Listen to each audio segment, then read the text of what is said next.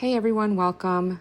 I just wanted to share, some of us may not have garden containers to garden, so I wanted to introduce a little bit about chaos gardening.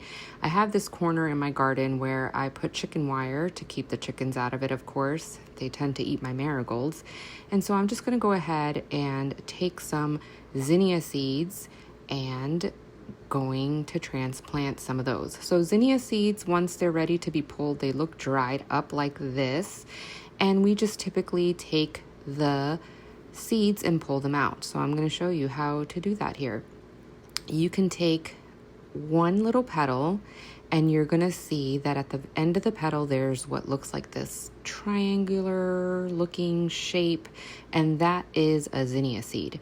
So typically you can just go ahead and collect and save them if you want to plant them somewhere else in your garden or back in your garden beds. In this instance, we're going to go ahead and just pull them out and do a little bit of chaos garden and see what takes. Typically, you can take them all off.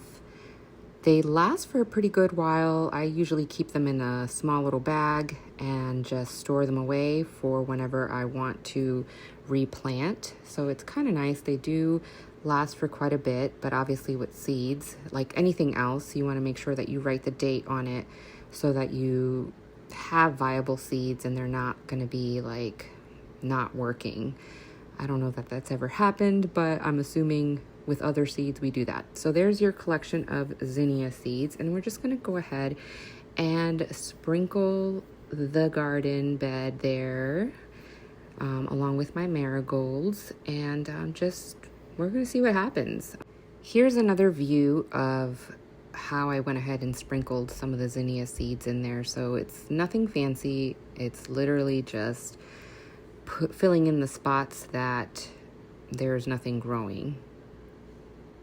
One of the things that I like to add to my beds, and what we'll add here to this chaos gardening, is some earthworm castings.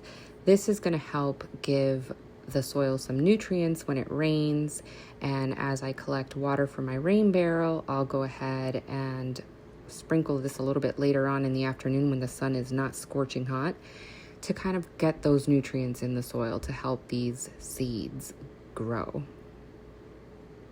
I typically like to add earthworm castings every 2 weeks just to kind of help boost any of my plants. I do that with my cucumbers.